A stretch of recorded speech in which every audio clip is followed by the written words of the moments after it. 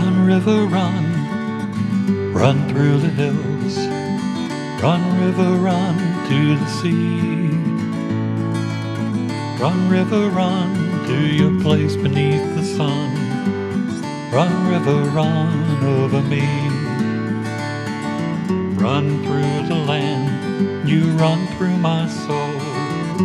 Bring me wisdom and peace. Hi, welcome to Be My Guest. This is Jan Lewis. Today we have from Burrillville, Rhode Island, we have Betty Mencucci and Carlo Mencucci, and they are in the Burrillville Historical and Preservation Society, and they also have another treat for us. They did a graveyard history tour. Now that really got me when I read about that. Welcome from Burrillville. How are you? Good. How long have you been in the Historical Society, Preservation Society? Well, I joined around 2001 with my mother, and the next year I became president in 2002, and I'm still president today. So I've been president for 14 years. So it's been actually in existence 15 years, maybe? No, the society started in 1970. I didn't join right away. Okay. And did you both are in it together? Yes. When did you come along, Carlo? When did you join? Same with her, I guess. Yeah. Same? Maybe a couple of years later that he really got interested. That's pretty We quick. retired in 2002, so that's when they wanted her to become president before that, but we were still working. So we retired in 2002, and bang, she got another job as president. Well, yeah, that's unusual to become. I've heard a lot of groups, and boy, you must be very well liked being president. Just that's quick. You like it, don't you? Yeah, I do. I enjoy the history, and I enjoy everything that goes with it. Yeah. And we have a building. It's called it's an old schoolhouse, an 1897 schoolhouse, the Bridgeton School, and so we've got to do restoration work on that and maintenance and upkeep on that building. How many members in your group? Yeah, probably about 80. Do they all? They don't all show up. No, we have a very small group. Very small group. We need more volunteers. You need more volunteers. How many? Like on a given? When do you meet? We meet on the fourth Tuesday of every month at 7:00. And how many usually show up? 10, 12, 15? Yeah, it's a very small number. Very, very small. I think this is great. Now, we want to hear more about this. So it evolved over the years since, Ron, you took over in 2002, right, as the Right. president. What changes have you seen? Carlo, have you seen changes, either one of you? Like, more things happening? Changes in the Historical Society? Yeah. Well, we had the building that was had to be worked on. There's a bell tower on top of the two-room schoolhouse, and that needed to be restored. Mm-hmm. So she spent the winter writing grants to get the money to restore it, and then researching the correct people to restore it historically correct. And we finally hired somebody, and then that summer, it was 2004, Mm-hmm. we had the bell tower disassembled piece by piece by piece, and each piece was numbered. Mm-hmm. And then the pieces of the bell tower that were rotted were reproduced in mahogany or cedar, and then reassembled. Took the whole summer. We videotaped it, and we made a presentation on the different steps to correctly disassemble and reassemble a bell tower historically correct. Well, how long did that take?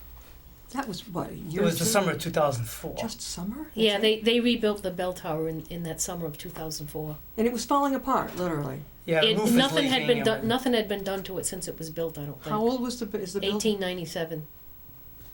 That's amazing. When the 38 hurricane hit, it hit the face of the building, Yeah. and it pitched the bell tower back. So there's 4 legs to the bell tower. At first we were thinking we could just pick it up with a crane and put it on the ground and work it on the ground. Yeah. But that tension from the 38 hurricane had the 4 legs bent like this, Yeah. and if we had pulled it out, they would go bing, and we could never get it back into the roof. So we had to do it up there with staging. And you filmed this in progress. Right. Yeah. You filmed the whole thing. You've probably showed it to the members of the group and all. And, Yeah. oh, I think that must be, that's, So we made like a this old house type presentation of yeah. disassembling it and reassembling it. What road are you in Burrillville, Rhode Island?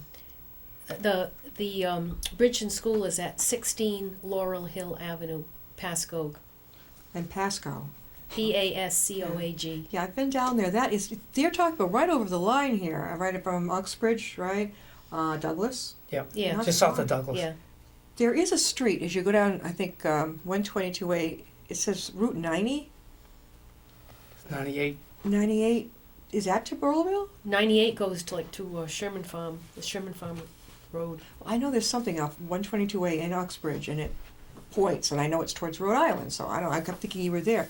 Now, That's where the Friends Meeting House is. that's It's what I It's a brick passed. house, brick Okay, building. that's what I That's passed. 90, where 98 comes out. And how far are you from there? How many minutes? I don't know, 10 minutes. Well, that's not bad at all. And do people come just from Rhode Island, or are you welcome to come from up here too? We have some members from Massachusetts, and we have members from other states too, people that used to live in Burrillville and that moved away, but they still want to stay in touch with the history and what goes on. What happens at a typical meeting? Well, we usually have a program, Mhm. and it's either, somebody comes in and makes some type of presentation about something we think that'll be interesting to the group. On March, we have a special presentation. And if you want me to say something Oh, about that. yeah. Here we go. This is the graveyard tour. This is the presentation Oh, in March. go ahead. It's Yeah. called the Life and Travels of Hiram Salisbury. It's a man who wrote a journal in between 1815 and 1844. And he wrote about traveling to New York to visit relatives. I mean, like, this guy's going in a horse and a wagon Yeah. and driving like 30 miles a day. And he describes all the toll roads that he has to pay. And then he goes out later, and this time he's on the Erie Canal because the Erie Canal is built. Yeah. And then at home, he's a carpenter, and he builds all kinds of things. I mean, if somebody dies, he builds a coffin. He builds a schoolhouse. And this was when? When were 18? This is like early 1800s. Oh my God, he was a jack of all trades. Yeah, and so I'm gonna do the presentation. I'm gonna tell the story, the life and times of this incredible man. Sure. What have you got now? What is that? And say? this is a poster for the event, which I'll be posting shortly. Did you design it yourself? Yeah. Oh, indeed. I think they got the horse and buggy, the life and travels of Hiram Salisbury, 1815 to 1815 was that his born? He was born. No, this is when he wrote. So this was right after the war, the ending of the War of 1812. And when he goes out to New York, he visits some War of 1812 sites, which is pretty incredible because the war just ended. I thought for a second that was his his date of No, birth. he was and his- born in the 1700s, and he died in 1860. How old was he when he passed? He was probably about 70 something years But in those old. days, that was up there. Nowadays, Yeah. it's middle age. It's nothing. Yeah, very good. So that's going to be when now? This is Tuesday, March 22nd at 7 p.m. at the Bridgeton School. At the Bridgeton School in Pasco. In Pasco. In Pasco, Rhode Island, which is not far from us. If you're watching from out of state, you're like, what's that? But it's from here in Massachusetts. It's not far at all from here in Upton. That's going to be funny. Are you looking forward to giving this presentation? Yeah. I enjoy doing the research and writing up and creating slideshows of Burrillville, things that happened in Burrillville history. Do people take notes, Carlos, at your meetings? Like if somebody gives a presentation? If you've got a history buff, they take notes because she does a lot of thorough research, Yeah. and between her and her mother, and then when she disseminates it at a meeting, Yeah. you have to take. It's almost like going to history school. You have to take notes. So your mom is good at this too. My mother is the so-called archivist of the Burrillville Historical Society. She's 92, Oh wow. and she tries to organize the history so that people can access it and so we know what we have. So she creates notebooks of different topics of some of the history that we have. And she's still going strong doing it. Yep. That's amazing. 91. My parents. if She's they also wanted the to do treasurer. that. She's also in charge of the big bucks. So. Does it cost to join it? It's $10 for a single membership and $15 for a family membership. So For a whole year? It's cheap, yeah. Oh, And you get a newsletter. and you get the newsletter. Yeah, we do a quarterly newsletter. Is there like an age group that kind of you notice more? It's mostly older people, and that's one of the problems. A lot of the older people, as they die off, it's harder to attract the younger people. But what's older now? What's Well, I'm talking about people in their 80s. okay? You know, on up. Okay. Yeah, We're the young ones. the older members that died away, and then it's harder to get people in their 20s and their 30s because they're working and they're raising families and they're not so interested in the history. And then around the time they retire, Yeah. that's when they get more interested in the topic. You were telling me, Carlo and Betty were telling me how they met in, I think, was it 1972? You asked her out, or you saw her for the first time in Yeah. the neighborhood. You were riding your bike. Well, when I was a kid, I lived on a bicycle, and I rode past her house many a times. I remember seeing this cute girl with long blonde hair playing in her parents' yard with her brothers and never met her. Yeah. And years went by and we grew up. And our second year at the Community College of Rhode Island, we met the first day of school, 1972, when the Warwick campus Yeah. opened. We were in the same math class together. Math. Are you both good at math? I'm lousy at I'm math. lousy. I bet she's good. Are you? No, I was pretty good in the math class. What is he was it- terrible. What is the gene that we folks miss? But the I ones know both my parents were accountants too. My father was an accountant, and I missed that gene. Yeah. I skipped a generation. I copied more my grandfather, who was mechanically inclined. Now, what did your mom do for work before she was working for preservation? She worked in the mill. She worked in the Burrillville mills, and then obviously she raised a family, and then she got out of work for a while, Yeah. and then before she retired, she was working in the mill again. Wow, that's amazing. What did both of you do? You said you retired. I'm thinking, awfully young to get retired. What did you do? I taught computer technology at the Davies Career and Technical High School in Lincoln, Rhode Island. And I've been an electronics technician for over 29 years at CCRI at Community College of Rhode Island. So when we went to school Yeah. there and we got our degrees, I never left. My electronics teacher became my boss in effect because the school hired me Yeah. to be the school's first in-house electronics technician to take care of the AV equipment and the TV studio gear that we had for the school, because the school was brand new then, the new campus, and they're just purchasing all this AV equipment Yeah. and they needed somebody in-house to maintain it. And I wasn't looking forward to filling out resumes and sending them all over the country, and whenever one hit, And you had- that's where I was going. So I got the opportunity to get a job right at the school. So I you could drive in went to. together, right? Yeah, that's what we did. When we worked in Lincoln, we drove to Davies, we parked there, and he walked across the ball field and went to work. And then I waited at the end for him to get out of work. And That's went when the together. Lincoln campus opened. Before Yeah. that, I had to go drive to Warwick every day. Okay, yeah, but Lincoln is not far from here, down on 146. Mm. That's not far. We are talking with Betty Mencucci and her husband Carlo Mencucci, and they are with the Burrillville, that's in Rhode Island, Historical and Preservation Society. And now we're going to talk about this graveyard history. Go ahead, I love this. Okay, the Blackstone Valley started a program called the GO program, and they wanted everybody to get out and go somewhere in September and experience history. And so they wanted us to come up with programs. And Carlo and I came up with the graveyard history tour of a cemetery on Howard Avenue in Pascoag, because we had completely restored that cemetery. We had the cemetery was absolutely in deplorable condition. Almost every stone was fallen down. They were broken. They were smashed. And we spent 2 years putting everything back into place. And so when it was all done, I researched all the history of all the people in there. And some of it, there was a lot of fascinating history. And so I wanted to share that with people. So that was our graveyard history tour. We brought people in for the Blackstone Valley GO program. How many showed up? For We that? had about probably, I don't know, 25, 30 people, I think, at that. When was this now? This was in September, this past Oh, September. I wish I'd known about it, because I love that kind of thing. The older I get, the more fascinating I become. And then the old stones, what is it, that lichen or moss that grows all over them? There's lichens that grow on it, yeah. Show us some of the pictures you have from them. Well, I don't have any of that cemetery, but we've been working in a number of cemeteries since then.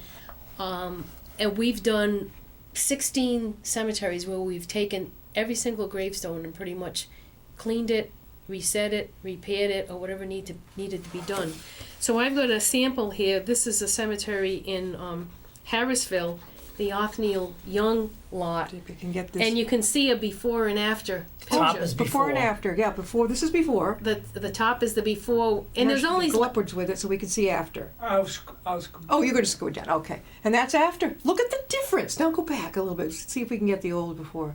Okay, go up to the old. There we go. What a difference. there was about 6 stones there. Every single one was down, just terrible. And it was all overgrown with brush too, so we had to deal with the brush first, and then we went in and did that cemetery.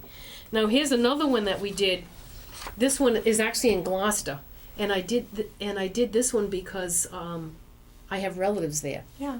And this is the Sprague Cemetery. It's on the Gloucester Land Trust property, And that's before. and there's 25 graves in there. And then huge. when it was done, they're all marble stones, so they Did you have to replace any stones at all? we don't replace any. That costs a we lot. we don't replace them all. We deal with what's there and we Yeah. conserve what's there. Sure. It's called gravestone conservation. And just to show you that one, how long it took to go in there, it's a half mile into the woods. So we had to load up all of our equipment on a cart and haul it in there like a mule.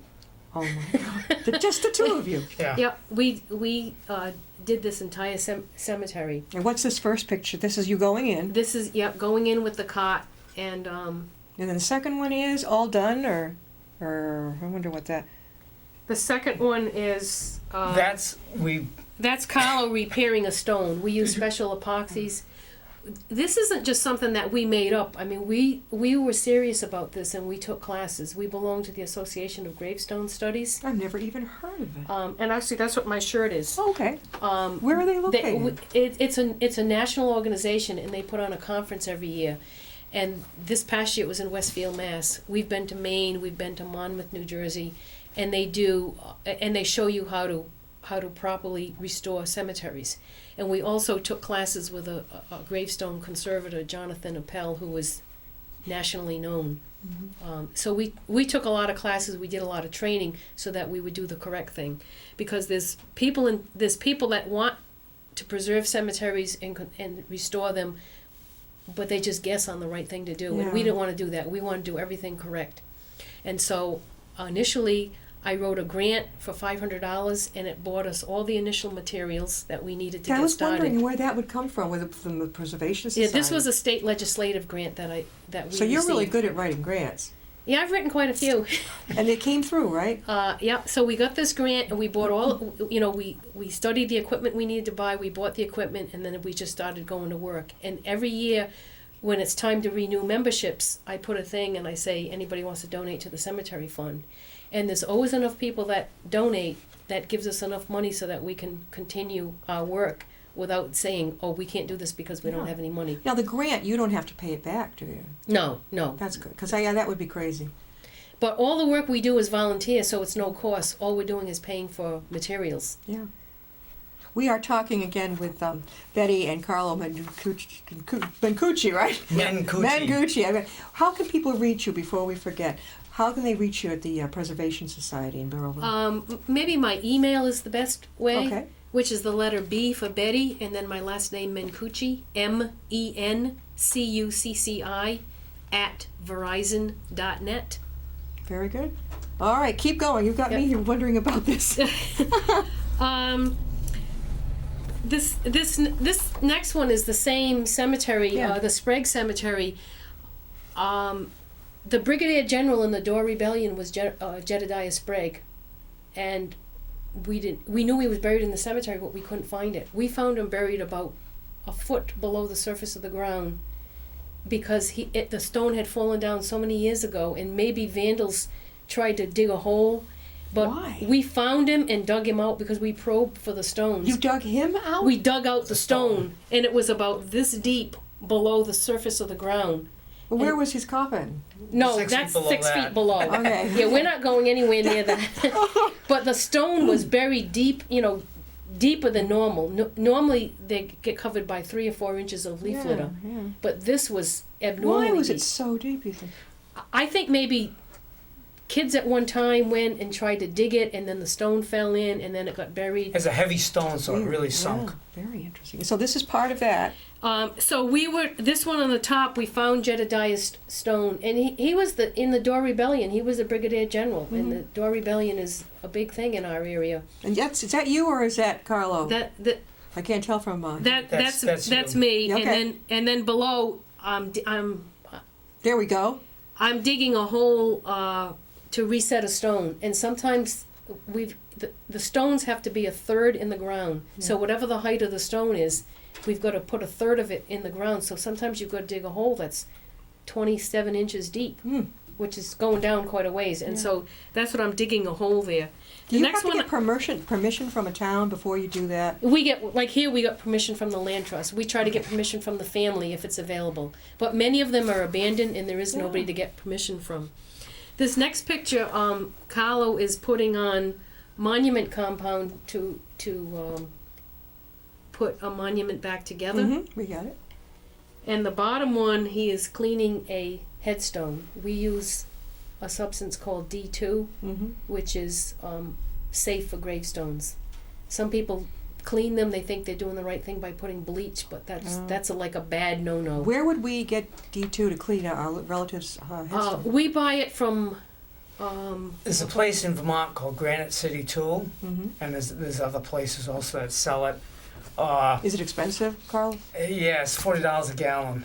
Oh, I thought you had like a little tube of it. Okay. Well, yeah, it's a little costly. But you spray it. What you do, you spray it on and leave it. Spray it. Does it come with a sprayer on the No, gallon? you put it in a sprayer. a Okay. garden sprayer or a hand pump sprayer, and you spray it on You spray like a it. Windex spray. You Yeah. spray it on and leave it sit a few minutes, let it do its thing. Yeah. And then you take a bucket of water with a nylon brush, and you brush it like you're cleaning the bathtub, you know. Yeah. And you don't lots of times, especially marble, it's old and sugary when marble decomposes to sand and starts to get granular. It's called sugar because it's like sugar. Yeah.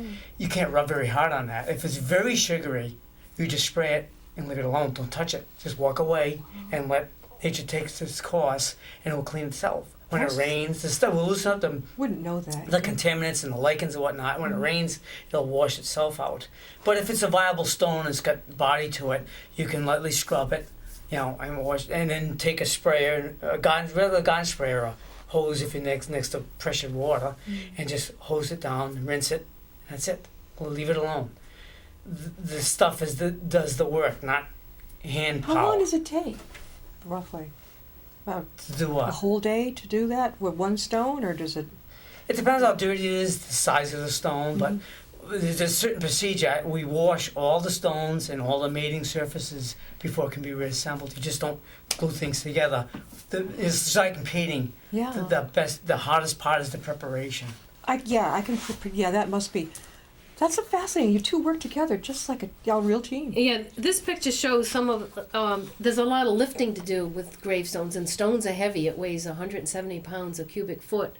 And so the top picture here, Carlo and I have straps on a smaller stone so that we can lift it and accurately place it where we want to place it. Wow. And if the stones get any bigger than that, then we have a tripod. I wrote another grant to get a tripod. And it came through, right? For $1,700 for a real good aluminum tripod that only weighs 50 pounds, but we can lift 2 tons with it. She must have the charm of, because look at all the people who write grants and don't get anything. And she gets, I got a tripod. This is great. I've always liked smart girls. Yeah. Yeah. They must love you at the Preservation Society.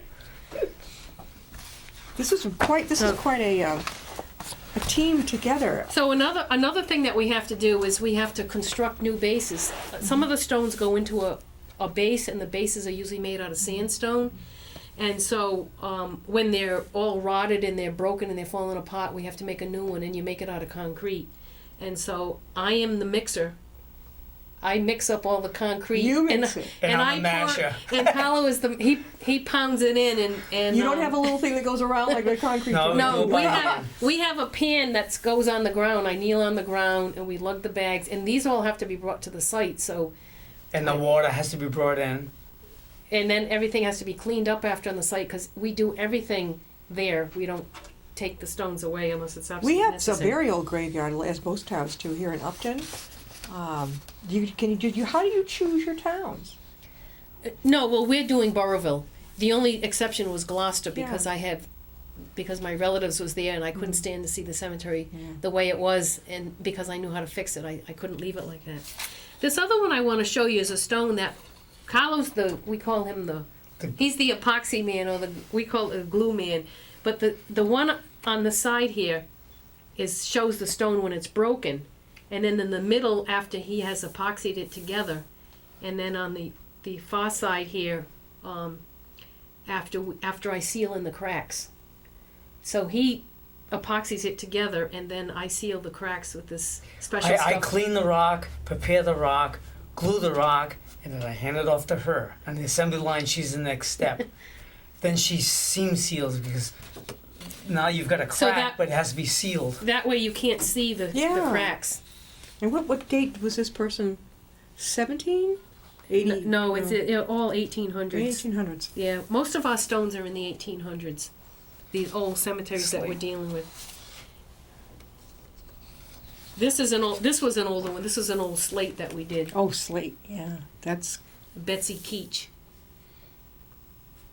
And if the cracks weren't sealed, you would really see like a big crack, and then water could go in there, and then you could have ice and freezing. So we take special care to make sure that we do that. and you went to school to learn it together Yeah, and we go to school, we're going this summer again. again. Yeah, this year it's in Cincinnati. Oh, you're gonna fly or drive? No, we drive. We always camp. There you go. We sleep in the back of a pickup. We You, camp. you sleep in the back of a pickup? What if the Yeah, winds- that's a big up. It's our going up it's our on the camper. tent. It's our camper. Oh, okay. I thought you meant you just literally climb in the back of a pickup truck. No, No. we've turned it into a camper, Oh, so you it's did? it's very comfortable. I was We gonna have a- say, with it It rains. beats a tent. I don't know. I love tent camping. The only thing is the solid earth and the rocks underneath you. You gotta have some kind of pillow thing or. No, we always went backpack. Ever since we started dating, we've always gone backpacking and hiking. Oh. So we always lived in the tent. Did they go up And- to the White Mountains? Did you go up No, there? we've Oh, yeah. backpacked all over the place up there. You We were guys- just there this fall hiking. Yeah, we've hiked all the 4,000 footers in New England. Just that, huh? Oh my God. What? You have a last picture to show us? Yeah, there's one last one. This last one the top one shows Carlo repairing a gravestone.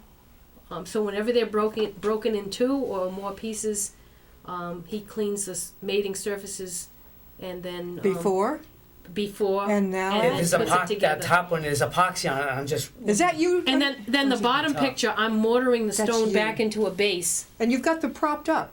Yeah, we have sticks on either side so that the stone doesn't fall over until the mortar sets up. Do you have to sit there all day and wait for it to set up, or you leave? No, we leave. With the stick still there? But we leave with the sticks there, yeah. What happens if you went? It's usually held pretty secure, but we don't want it to do any movement. No, so, but I mean, like if we're up in Gloucester and you live down in Burrellville, you just trust that nobody's going to come along and take the sticks. Well, there is Right. nobody around. First off, because all these cemeteries are in the woods and forgotten. Yeah. so sometimes we go a long ways into the woods, and sometimes they're right on the road. But those prop up sticks have to be there for a week, sometimes two, because the mortar cures very slowly. It's a Oh, high line mortar this that is cures slowly. buckets and buckets of stuff over here. Yeah. Gosh. Yeah, we bring in stone. We bring in buckets of stone and sand. Mm-hmm. And then Carlo does the cleaning. I do the digging. I do the mortaring. He does the epoxy. You two would be great at giving presentations at other historical societies. Do you do that? Yeah, That's we what we have have. done. We did one in Forster. We did one for the DAR. We Mm-hmm. did one. We've done several of them. Yeah, in Worcester. I'm going to be speaking at the Daughters of the Revolution up in Worcester. And I bet they might enjoy hearing this too. One more time, how can people reach you? Probably. Well, they could. Anybody can call me at home at 401-568-8449, or my email, which is B for Betty, and then MENCUCCI@verizon.net. Betty Mencucci and Carlo Mencucci, and they are from the Burrellville Historical Society Preservation Graveyard History Tour they did. I missed it in September in Rhode Island. So if you're interested in the group, the historical group, or you want to learn a lot more, like I just did, about fixing old graveyard stones, these two are geniuses at it. Thank you so much for being with us. Well, thank you. We enjoyed coming here and All right. being a Thanks part for of it. having us. We'll see you next time and be my guest.